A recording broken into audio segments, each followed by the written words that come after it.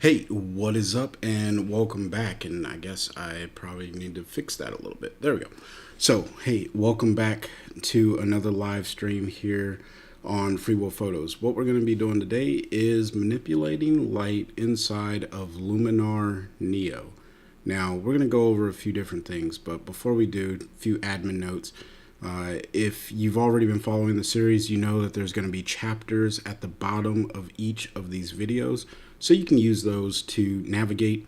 Obviously, that won't be available to you if you're watching this live, but if you are watching this in the restream, then you can just go ahead and jump right in to whatever section interests you the most.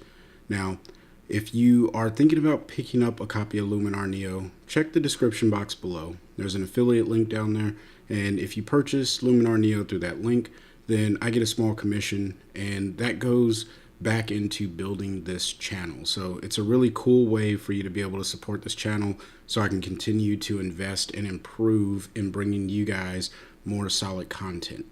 And if you find this video helpful at any point, please smash the like button, and if you're new, consider subscribing. Now, with all that out of the way, let's jump into some of this this understanding of light, okay? So I'm going to move us over to my computer here. And there we are. So as you can see, I got Luminar NEO open, and we're jumping straight into the computer. I don't have any slides for this particular lesson. And we're going to start on this photo here. So I'm going to click on it and hit edit.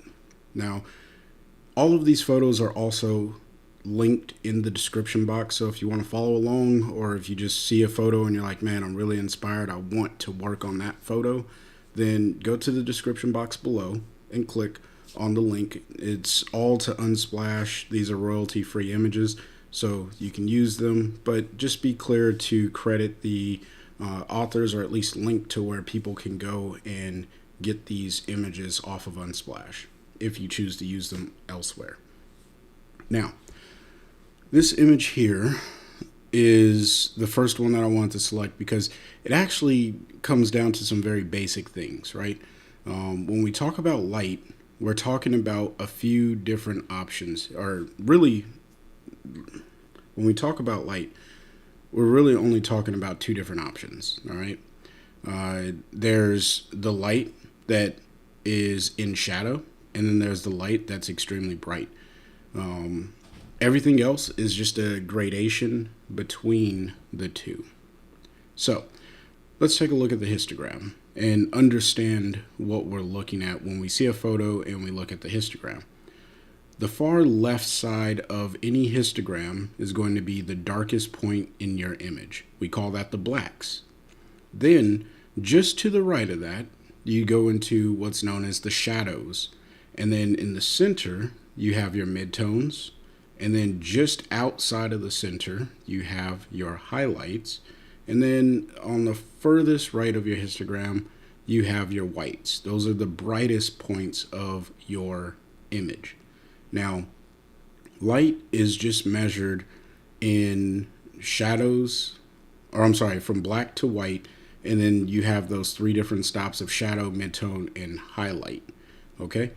So the easiest way to see light in your image is to click on this little black and white icon and then click convert to black and white.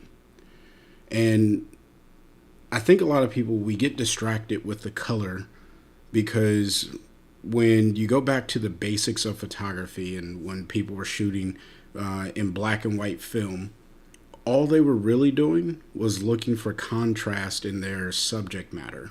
And that contrast meant that there had to be something really bright in the image, or at least bright enough to illuminate the image.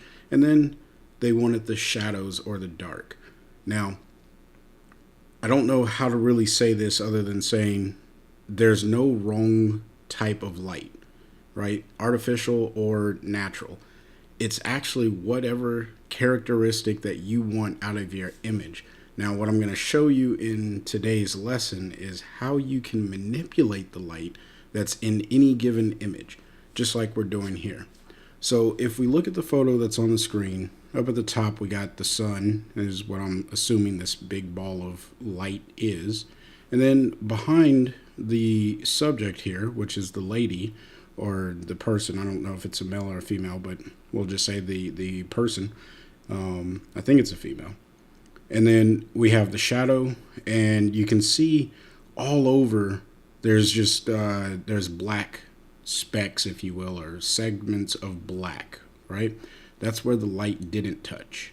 Now, this is an edited photo, so if you're shooting in RAW, you're going to have a little bit more work to do. This is a JPEG off of Unsplash, so I'm assuming someone already did a little bit of dodging and burning, which we will talk about a little bit later.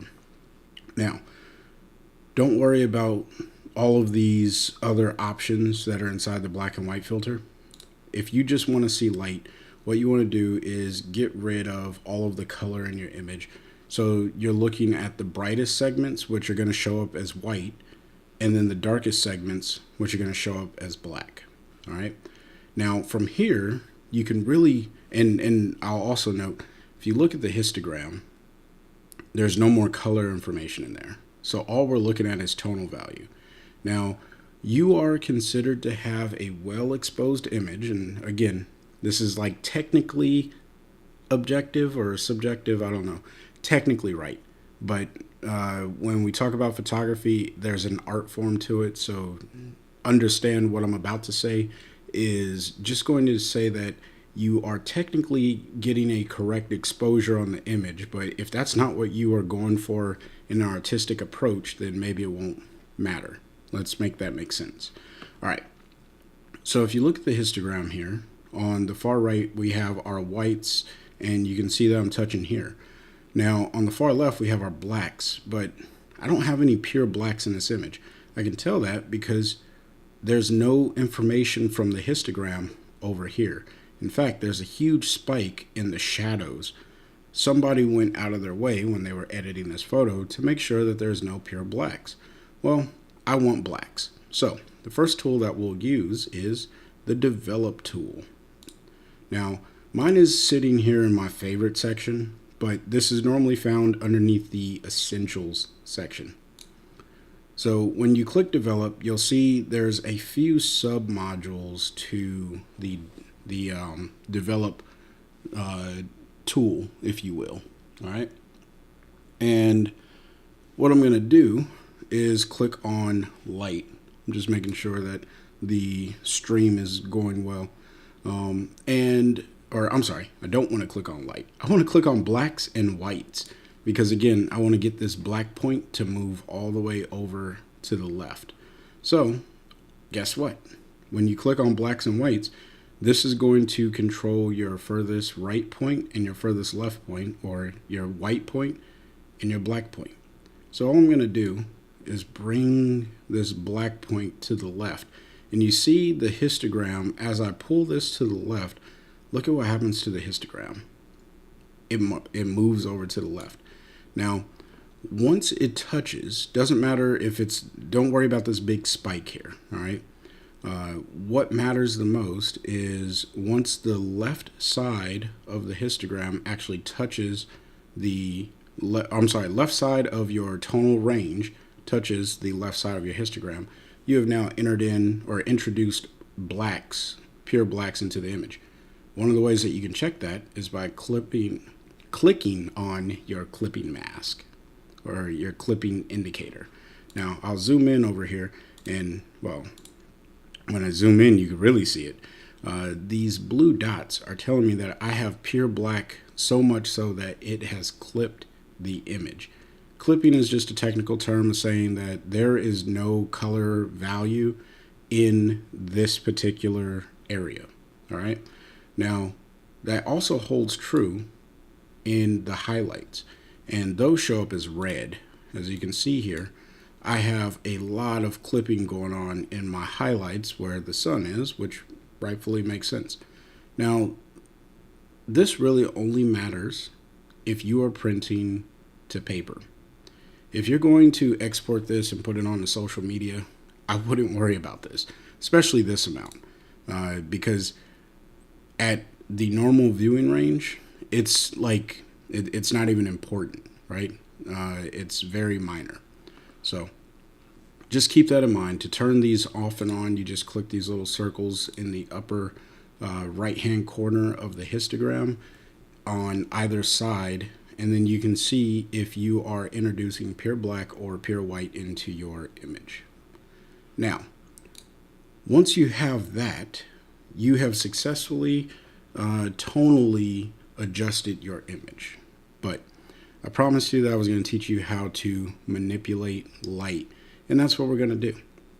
So one of the easiest ways, and this goes for any editor, is you can just grab the exposure slider and you can pull this all the way down, and look, I'm taking away the brightest areas of this image and I'm moving all of my exposure into the darkest area of my image. That's all this is doing. All right. And it works in the opposite way. And I can overexpose, and now I have tons of white information there. And then I can also underexpose where I have no information. Again, this is an artistic approach for you. My recommendation, based off of what you're trying to do, is you should set your tonal range value to whatever you think is the right base for the edit you're going for in the long term. All right. Now, I know that I want to put her as a silhouette. So the way that I'm going to do that is I'm going to pull down on the shadows because she's mostly in shadow, right? And I know that there's a lot of the information is right here, which is probably where the shadows are.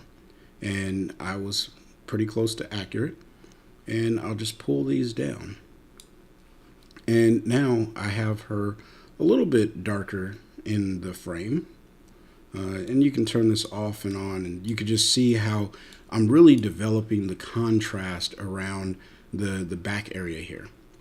And then I also have this highlight slider where I'm going to pull that up, and we'll turn this off and on so you can see with the highlight slider pulled up, I'm really getting that separation and that contrast. Now, smart contrast is also a fun way. You can play around with it. I'll just pull it up to add some to it. And that makes the photo a little bit more gritty, if you will, but it does it in a micro contrasty way, which just means that it's addressing some of the smaller tonal values in the image as opposed to aggressively contrasting the image. But for this one, I'm just going to leave it be, and I'm going to pull the exposure down. All right.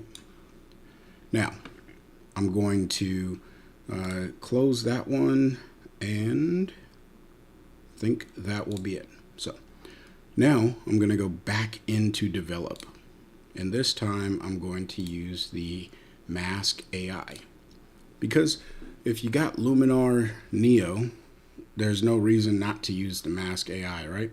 And I'm going to click on human, and look, it does a really, really good job at selecting her. I need to clean this up just a little bit, so I'll grab the brush, and we'll make the brush just a little bit smaller. And you can always leave your questions in the comment section below, and I will get back to you. And I'm not going to make the greatest selection here. I'm just trying to make sure that I'm getting this as good as I can, and I think that'll work. All right. And now we'll go back to our adjustments, and I'm going to go into curves. Now, the reason why I want to do that is because I'm going to pull my blacks over to the right, so I'm really getting her into this silhouette, and then I'm going to pull down and on the, so let me rephrase. So you have your blacks and your whites here. In the curves, you also have your blacks and your whites, but they give you what's known as your levels. If you're familiar with Photoshop, that's essentially what this is, where you get to control the blacks, the midtones, and the whites. All right. As you pull stuff left and right, like as you can see, as I pull the middle slider here left and right, it fades. Either there's more black tonal range in the image and less of the white tonal range, or I can go the opposite direction and have more highlight tonal range in the image and less dark range. I feel like I just did a terrible job at explaining that, and I'm just going to reset that. Moral of the story, I want her to be in silhouette, which is why I'm pulling this down. Okay, I want to manipulate the light. I'm introducing more blacks, and there's less of a fall off between the center tonal range to the black. So if I pull this over to the left, and if I were to pull this up, or just reset that, so I pull this over to the right, and you can see she's darker because I have this only masked to her. Now, if I pull this over to the left, you can see that that light that's happening back here is really starting to shine through. So pay attention to what it is that you are impacting, because it does matter. All right. Now, what I want to do, like I said, put her into a silhouette, but not so aggressively because I don't want to lose this light that's just falling right off the back of her head. I think that's really cool, and you don't really get to see that too often. So I just want to make sure that that stays right there. All right. Now, I could obviously come over here and I could pull down shadows as well. So that way I'm not impacting the light as much, but it's still hitting that light even if I pull the highlights up. So I'm just going to leave that one alone. And now we can go to the brighter sections of the image. So I'll close develop, and then I'll open it again. And this time I'm going to go back to the mask. I'm going to mask the human, and then I'm going to go back and I'm going to go more actions and invert the mask this time. And I just want to show you guys what just happened. So since I inverted the mask, and I probably need to clean this up a little bit, and I need to erase. There we go. As you can see, I am now going to impact everything except for the person. All right. Now, again, I'm not making the greatest selections because this is where you will spend a good portion of your time. Like the AI masking, it helps out a lot, but you can see it's not perfect, and you will have to go in and make some adjustments as necessary or as you see fit. So just keep that in mind. All right. And now we'll go back here, go to adjustments, and for the highlights, what I want to do is increase those just a little bit, and look at how much brighter I can make this image, and look at what I'm doing with the light. It's getting super, super intense. And that is the power of masking inside of Luminar or any photo editing app. As you'll see tomorrow when I show this, or when I show you how you can do this inside of All-in-One, it's really, really powerful. Now I have this very high contrast image, and this is almost probably too bright. So maybe I should back that down just a little bit. But all in all, I think this is a great image because we went from this, which is nice in its own respect, to this where the image, we really manipulated the light and changed it to do our own thing. All right. So I'm going to click on catalog now, and we are going to look at this photo of a coffee cup because light is so important, and we can influence it in a lot of different ways. All right. Photography is all about capturing light as it interacts with the subject. And when we go into our photo editors, there's a lot of stuff that we can do. So the first thing that I'm going to do, and this time I'll turn it black and white for just a second, so that way you can see we have a very, very bright image. All right. Now I can go Accent AI and look at the contrast that I'm introducing, right? We go from this really, really bright image with no contrast to it, no darkness to it, and then we click the eye, or I'm sorry, we bring in Accent AI and look at how it's really just bringing in this contrast into the image.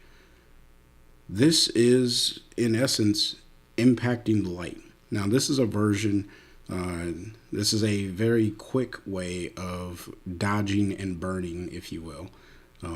Because all you're doing is taking the darkest areas and making them darker, and it's intelligently keeping the highlights without overexposing them, right? So let me just reset this. All right, so look at where the highlights are without Accent AI. Now, as I pull Accent AI up, look at what happens to the highlights. We don't get too much more overexposure on the highlights. Instead, what we start to get is more balanced contrast, and it makes the photo a little bit more appealing. Now, I don't know what the algorithm is that's running in the background and how that works, but I just wanted to show that because I think it helps to see how we're impacting the image with the tools that we choose to use. Now, if that didn't make clear sense, please leave it in the comment section, and I will try and clarify as much as I can. Now, I'm going to turn off that. And by the way, making your photos black and white is a really cool way to just see the contrast in your image, right? So now if I want to go back and get rid of this adjustment, I can come over here and I can delete that. And now when we look at the image, come on. I don't know why it's being all weird. So looking at the image, holding the backslash key or the key right over the enter or return button, we now are seeing how the light is just different in the image. Now, depending again on what type of image you're going for, Accent AI may not be the thing that you want to do. You may not want to contrast the light in this regard, right? But to me, that came out great.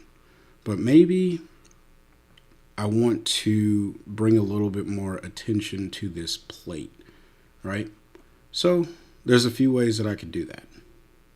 I can click on develop. I can go to masking, and we can grab a radial gradient, and this works in any one of, like, any photo editor that allows for radial gradients, right? And I'm just going to bring that right inside the plate. I don't want it to go outside of the plate. I just want it to stay right inside of the plate. Then I'm going to invert this because I want the adjustment to happen right inside of the plate. In fact, I'm going to pull this out just a little bit more. So we'll go there, okay? Then we'll come back to adjustment, and I have all of these settings available to me. So I can increase exposure, and now it's just a little bit brighter. You see that? And I'll increase this a lot just so you can see that I am impacting that area, right? And then maybe I want it to contrast a little bit. So I'll bring any shadows that are in there, which is really just going to impact the coffee.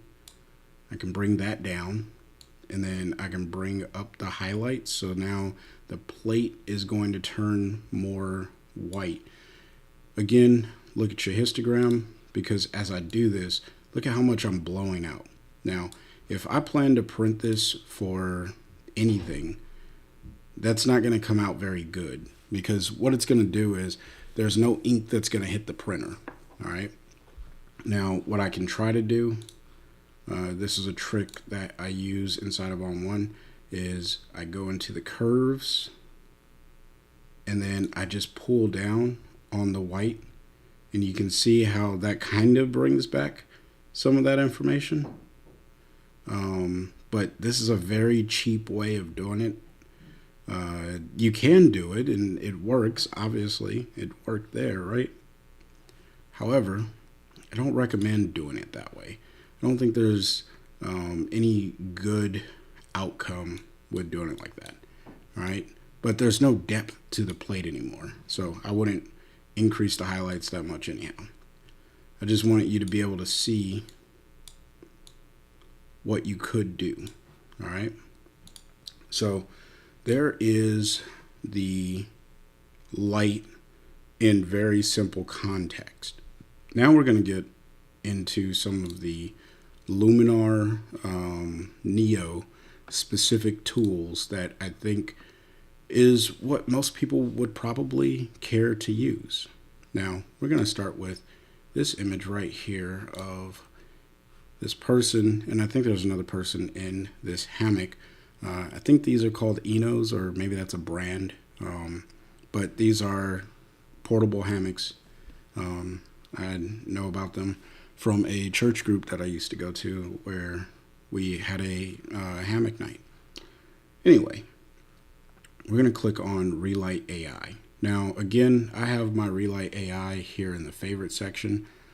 It's normally going to be down here in the creative section, right above Sky AI, or somewhere in there.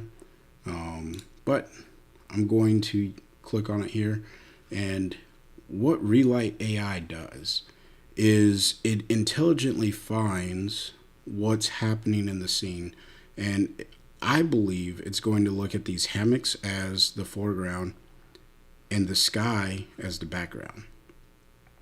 Let's see what happens when I try to relight near. Well, maybe it's thinking about doing something. Oh, there we go. Looks like it's having a hard time deciphering what is close and what is far. Let's go with far. We'll brighten. Okay, well, no, it found the sky and it's calling that far. And then we can mess around with the depth. So maybe this wasn't the greatest image to show this, because it's not picking up these hammocks, or there's just not enough information in them. Yeah, there's not enough information in them to develop them. So if we were to go to develop, go to light, and we expose this, you can see there's just very little detail. And I got this blown out by 4 stops of light, which is not very pleasing. So let's go back to catalog. We'll come back to that image because I think there is a cool idea that we can probably work with that one. Let's go with something that has, we'll go with this image. All right, so this image should probably work out pretty good for us for what we're trying to do with Relight AI. So let's go ahead and click that, because I think it'll see this as the foreground and it'll see this as the background. So this will be the near. If I pull that down, all of this right here in theory should get darker. Okay, let's see if it did. So it's actually getting just this portion down here, which is fine, because the far is going to be all of this up here. And this is where, you can really play around with Luminar NEO and have some fun. And then you have your depth slider, which is trying to figure out, like, if Luminar doesn't do a good job at selecting the near object. Sorry about that. Getting alerts from my phone. If Luminar doesn't do a good job at selecting the near object, well, then you can pull the depth left or right. So this is going to bring the, here, we'll simplify this real quick. So we'll make far really, really bright. So anything that gets brighter, you can see how the depth slider is bringing that all the way down, right? Now, if I bring this up, it starts to move that that darkness, or I'm sorry, that brightness far further up into the image. So this is not impacted as much. And what you can do is run this in two separate Relight AI modules, if you will. Okay. Hopefully I explained that well. I think I did, but if not, then please let me know. Now, you do have some advanced features down here. I wouldn't worry about it so much. Like, these, they're not that complicated to use, that if you figure out where you want to set this, you could just come in and increase the warmth near, and now it's going to warm up the front side of your image. Again, using this depth slider, you'll have to select how far into the image you want that. And then the warmth far, maybe you don't want that to be so warm. You want it to be cooler. And this is talking about white balance, which we'll talk about that in a little bit when we start getting into some of the color options of manipulating light. Right now, I am really just showing luminance, okay? And the cool thing, not to knock Luminar, but there is a luminance option inside of On One that we will discover tomorrow during that training. But nonetheless, all I wanted to do was show you how you can use certain tools to manipulate the luminance values in your image. All right. So now let's jump on to another photo, and I'm just going to change. I'm going to change the view here to screen only. All right. That way you don't end up seeing me look over at the stream statistics, just trying to make sure that I'm not too loud on the microphone and I am still streaming, because I'm in a hotel and sometimes the internet doesn't work out the best. So now let's play with some colors. All right. Here is a image that I think when I seen it, I was like, whoa, this would be a really, really fun photo to manipulate the light. So just really quickly, I'm going to convert this to black and white so we can see what's happening with the light in the image. And then I'm going to jump over to the develop, and if I pull this down, I can go to about negative. I can bring it down by 2 stops almost, and it still looks pretty good.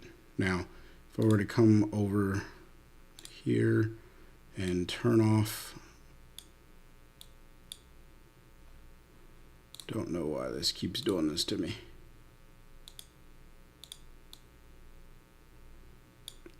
We'll get rid of the black and white. How about that? There we go. All right. So, and we'll just keep the develop here. So what we can do is manipulate the exposure just a little bit, but now we have some options of impacting the color. And that's inside of the develop option or module. And then we have the color tab, and we can make this warmer or we can make it cooler. Now, I recommend you go for something that is a little bit more realistic, right? But if you want to go more fantasy, you can come down to dramatic or mystical. So we'll go to dramatic and we'll just increase the amount. And then we'll come down here to brightness and saturation and just saturate this image quite a bit. See if that wants to catch up. Right. And then we can go local contrast. We'll turn that one off, and then we'll come to mystical. Let's see what we can get this to do. Like when I seen this, I just thought like, oh man, I could really like make this look interesting. All right. So when you click on mystical and you come to colorize after you add in an amount, you can saturate it or desaturate it. But then I want to make this like a golden glow.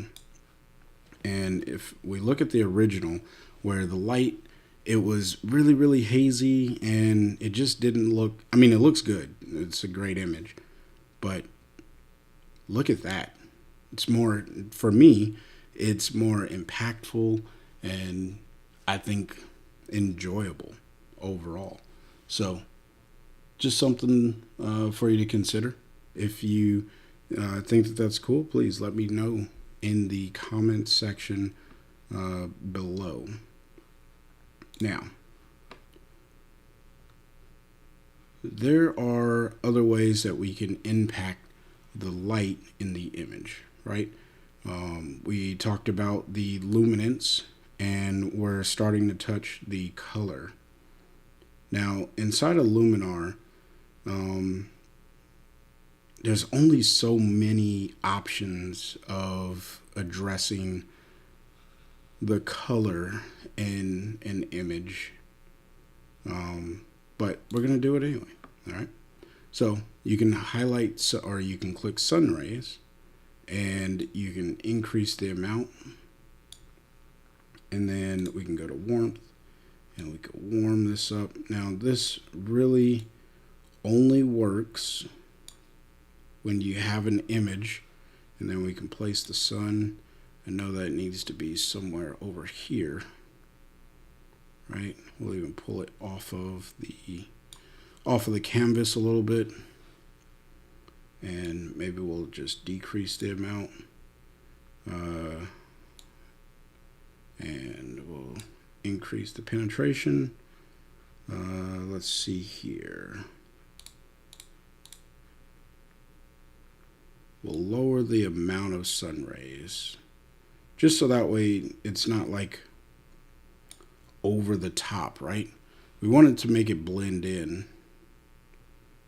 and maybe that makes the most sense. Yeah.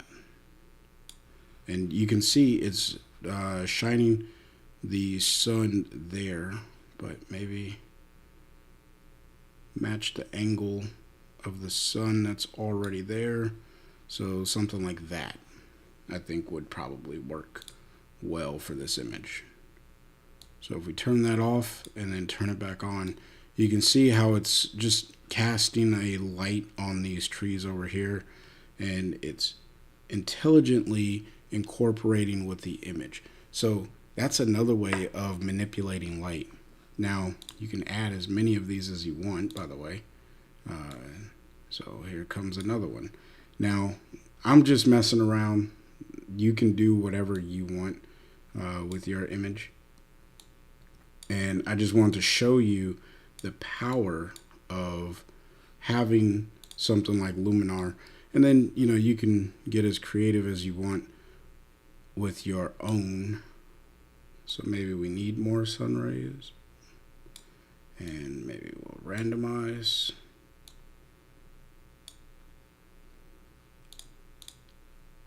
And improve the radius, maybe reduce the penetration, and improve the length. So you got a lot of options of what you can do with the sunray. And then you got the overall look. So now I'm increasing the light in those trees there. I can just pull that down, maybe reduce the length of that sunray. I don't know. Maybe not.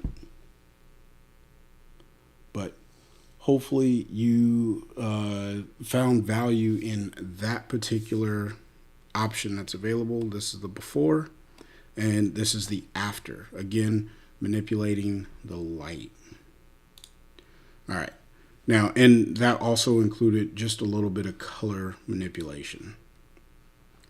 Now, the next one, we'll come back to our photo where I failed earlier just a little bit. And we're just going to discard all of those edits, come back to tools. And for this one, I think the first thing that we can do is throw some accent AI. Now, this has already been edited, so I don't want to go too crazy with this one. What I want to do is go sky enhance maybe, and then we'll throw a little bit of accent in there, and that's just going to help with really developing some contrast in the image, right? Because we already know what accent AI is doing. And then the next thing that I would do for this image particularly is the landscape option. Now, the landscape option, it has a way of adding in, because of the golden hour, you can pull this golden hour up. And look at how it makes this photo just a little bit more rich. So I'll turn it off and then turn it back on. And you can see that that's kind of nice, right? Now, the advanced settings, because there's no foliage, I'm not going to worry about that. But that is a way of manipulating the light in this image to really hone in on the way that you can work with this image, so to speak. All right. So we'll go ahead and close out the landscape. What are some other options that are available to us? Well, there's the toning, but toning is more color. It really doesn't have so much to do with the light in the image. If you capture good light, then you're going to be able to modify the image quite well. So we'll close that one down. And let's see another photo. We'll go with a product image. All right. So now why? It was still thinking. It was thinking about bringing this image in. All right. Let's go ahead and turn on our blinkies. And as you can see, I got just a little bit of red pixels down here, or overexposed highlights or whatnot down here. And then over the products, they actually look pretty decently exposed. All right. So I'm not overly concerned about that. However, you may end up wanting to just showcase, obviously someone wanted the white background, but we are going to get rid of the white background. All right. Or at least make it darker. So click on develop. We'll drop the exposure until we see the background the way that we want it to be. And then this is where your masking tools come in. I'm going to let it do its thing with Mask AI just to see what Luminar thinks these things are, because that could be a telltale sign. You know, just the whole purpose of having Luminar NEO is to use these advanced masking tools that are built into it. So might as well figure out what Luminar can decipher inside of an image. and it should be done here shortly.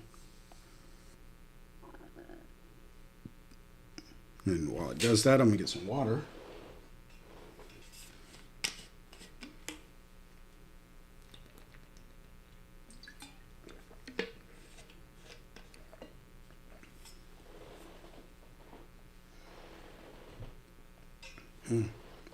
It's really thinking it through tonight. But like I said, if you got questions or comments, concerns, leave them in the comment section below. I will answer whatever question you guys have in reference to light or editing photos with light, editing photos inside of Luminar NEO. It is really taking its sweet time tonight. So, and maybe it's just having a hard time trying to decipher like what everything is in this particular image. You know, I don't know if they had product photography in mind when Luminar NEO or whatever the case may have been. So it's probably going to come up with like architecture, man-made. It's probably going to think some parts of these cylinders is water, because it seems to find water in every single image. I don't know why. It could be a picture of fire and say something. I'm being facetious. It's not that bad, but yeah, it just seems like there's always some water in the photos. Let me know what you guys experience when you ask AI, and it never takes this long. I think it's really struggling. It's having a hard time to decipher. Let's see if I can just advance out of this. I'm trying to just back out of it. Oh, maybe it finished. Uh-oh. Okay. We'll come back. I want to zoom out. All right, so we're just going to mask this the old-fashioned way, right?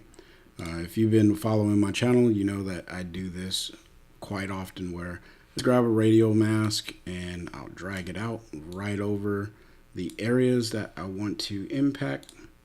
And then I'll come here. Let's click on show mask, because why are you not showing me the mask? I think Luminar is giving up on me tonight. Said I don't want to play today, Chris.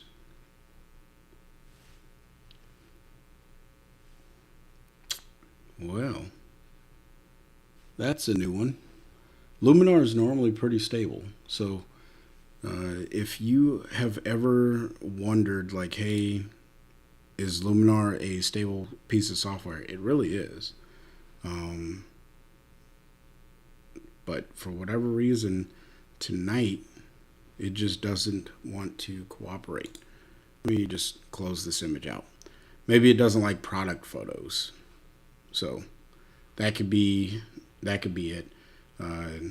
Maybe when the photo, or when the team was creating this, they didn't test it out on too many product type photos. So, and even this photo is opening a little slower. Just a little slower than usual. And it could have something to do with me trying to stream as well. So I do apologize for any challenges. But all right, we're back at it.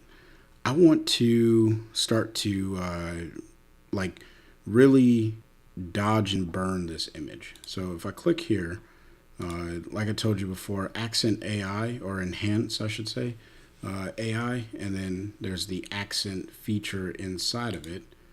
It kind of works as a really quick dodging and burning. It's just not working. It doesn't want to cooperate. And for this image, it didn't actually get what I was trying to get. It brightened everything, and that could be what you're going for, but that's not what I was going for with this edit. So I'm just going to back that out, close it down, and we're going to do this the good old manual, right? So let's start with, we'll just do it with develop. See, everything, it always goes back to develop. We always go back to develop. Let's see. Sorry, this monitor is a little far. I got to read that. Does it matter how much light is used when the photo is first taken? My photos are by the lighting conditions under which I take that photo. Okay. So lighting does matter. The better the light is when you take the photo originally, the better your photo will shine, or the easier it is to edit. However, a photo is a photo, and regardless of the type of light, you can always influence it some way depending on how much time you want to take to transform that photo. So I wouldn't be as concerned about what light you're using to capture the image as much as are you capturing the moment that you were going for, and then how can you in post-production, when you bring it into a piece of software like this or any other software, how can you restate that moment? So for instance, if we were taking this photo and I did not really care for the light that was happening everywhere else, but I did capture the subject, which is this hand with the dirt, then we can absolutely influence this a little bit. So let's see if Luminar wants to cooperate with me now. I will drag out a radio filter. Now, not every software will have localized adjustments, and that's one of the beauties of having a raw editor. Most of them come with local adjustments. If you're working on a mobile device, then I would have to recommend getting something like Snapseed, which is Google's free version of a photo editor. But if you have Lightroom Mobile, even on one mobile, you will be able to do some of these things with that software, assuming it doesn't crash on you, because it is not the most stable piece of software.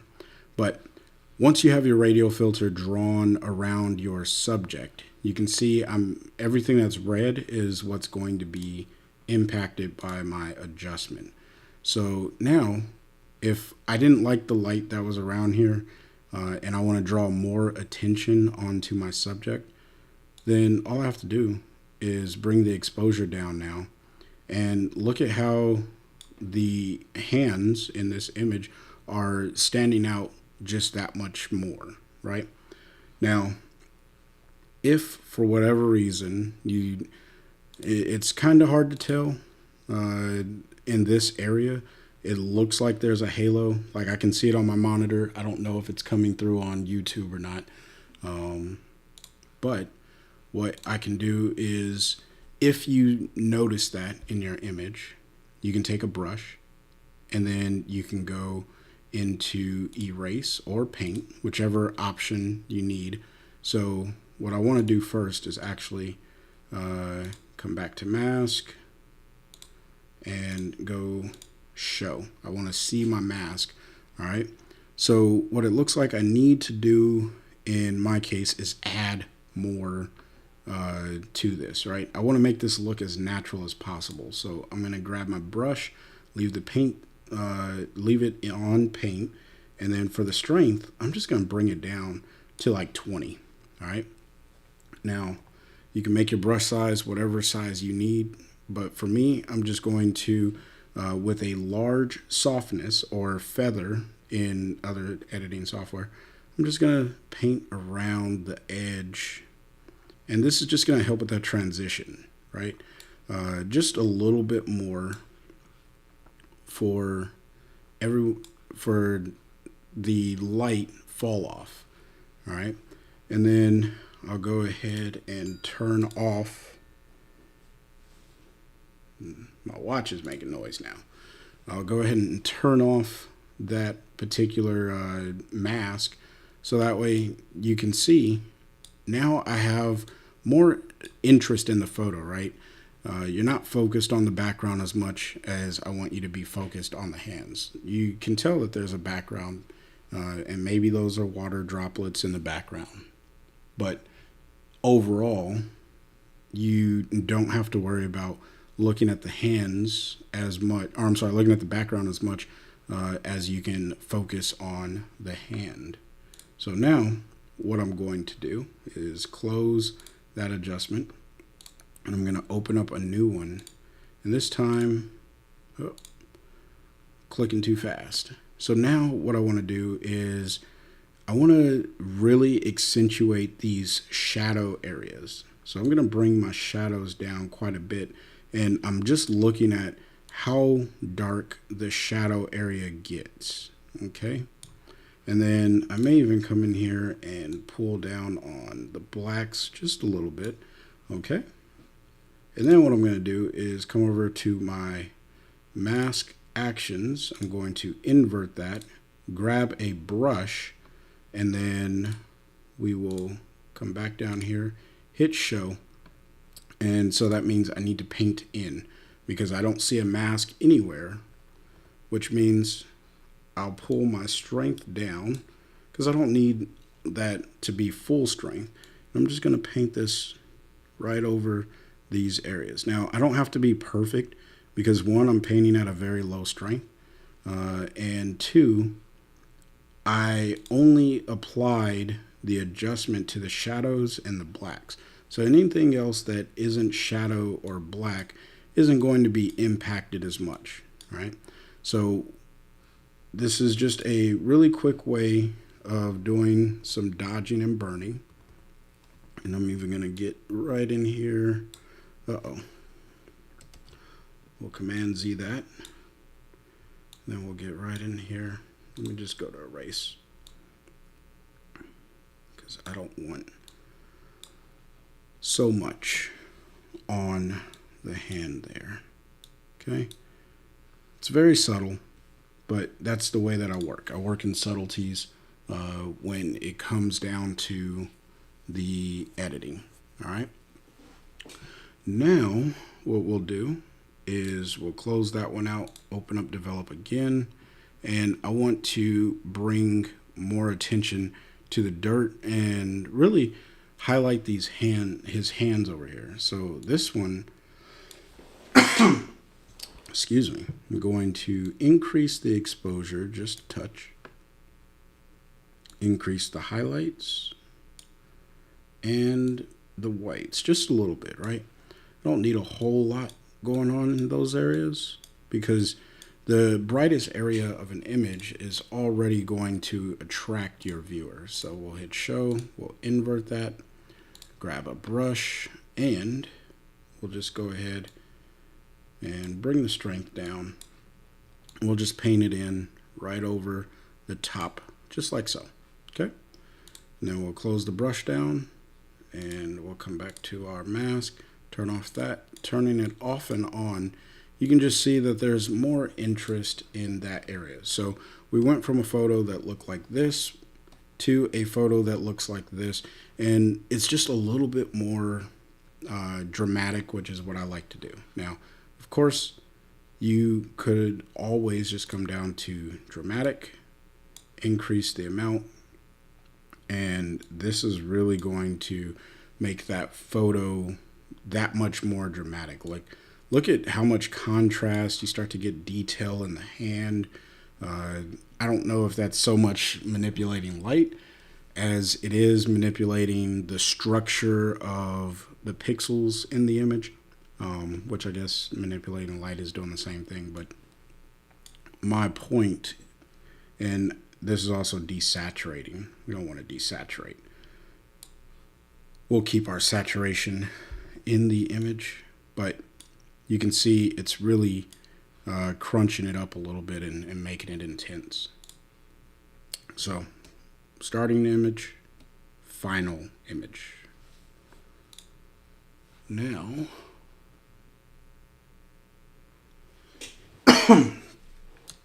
sorry about that. All right. So there you have, in a nutshell, manipulating light inside of Luminar. Hopefully there was some value that you got out of that from looking at your photo in black and white. That goes with any photo or any photo editing software that allows you to manipulate your photos into black and white. You can do that in ON1, you can do that in Lightroom. Doesn't really matter which photo editing software you have, as long as you can make the photo black and white, and then you can go in and adjust your exposure settings from the blacks, shadows, midtones, highlights, and whites. Then you'll be good to go. Now, inside of Luminar, there are some AI features, and you've seen how the Relight AI, it can work. It doesn't always work, but it can work. And the truth is, you have to test it out on your images. Now, if you want to try out Luminar AI, using the link in the description box below, you should be able to download a free trial, and then you can test it out for a little while and see how that works out for you. And if it doesn't work out for you, then hey, at least you know, right? Seeing me use this on a live stream and kind of struggle through it a little bit, hopefully the reason I do that is because that's likely how you're going to encounter the software yourself when you download it and you're like, okay, what is this? How does this work? And even if you've been using it and you get another image and you're like, okay, how can I use Luminar on this image? And sometimes it works and sometimes not so much, as you've seen today. So just keep that in mind when you are working on your own images inside of Luminar. So I will leave it there for you guys. I hope you enjoyed tonight's lesson on manipulating light in Luminar. And until next time, I want you guys to stay inspired and keep creating. Peace.